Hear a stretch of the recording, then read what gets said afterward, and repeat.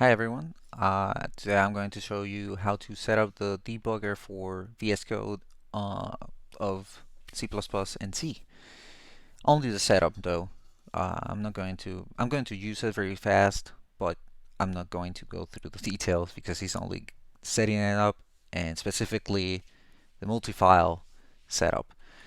The first thing, remember that you need the extension. You only need this one. You need anything else? I mean, if you want, you can add the other things like um, there's some package. There's a package that includes more extensions, but that's optional. If you go here and you are in the main, this is the main file, and then you will need to click on this button.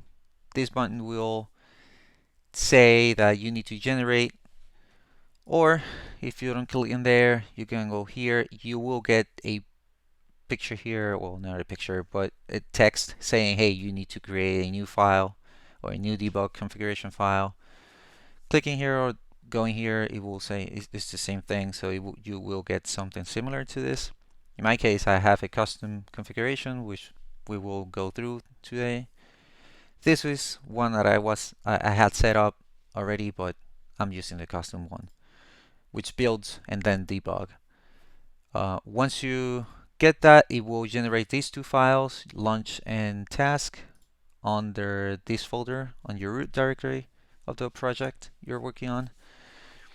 And this is the launch configuration file. You will get something similar to up to here with the pre-launch task, but I've added this configuration so that I include the Linux, Mac, and Windows.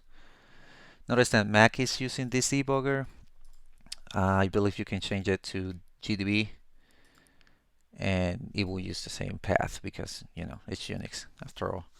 So now, important thing, this is the name of your configuration. I would recommend doing this, and then you have to name it like this pre-launch task, because this links to the task file to this label. And notice that it's the same case all around. The only one that needs to be linked is label and pre-launch task, not name, but this allows you to identify it on the settings here. You see this is the same name. So once you have this configuration, you can use this one if you want. Then this is the path, and in my case I'm on Windows. Of course on Linux will be different, and it should be very similar to this.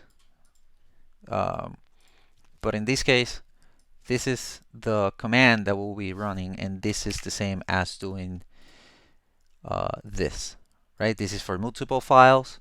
If you need to compile multiple files, if you want to compile only one file, then you will say labc pp, and that's it. And then you have to list all the files that you want to compile. In that case, you will say, give me all the CPP and all the headers, done.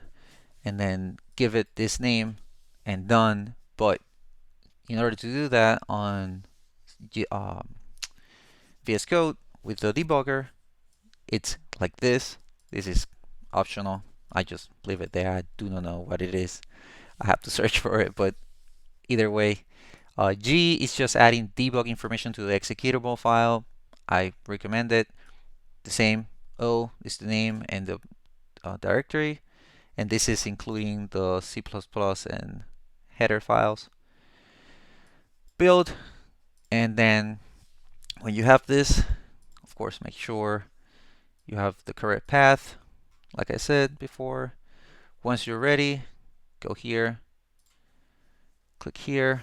This should generate the file. I forgot to delete it, but this will compile it. As you can see, build successful, and then start the debugging process. And as you can see, we are here, and I already have a couple of breakpoints. I have a breakpoint here. This cleans the screen. So cleans the screen, done. And then if we go here, you'll see the display. But now if I go here, yep, it just go here and it displays the first thing, which is the menu here, and ready, and then continue. Currently, I do not know why. It's the program is waiting for an input, which is here, but I cannot continue. I don't know why, but that's a problem for another video. For now, this is how you configure it.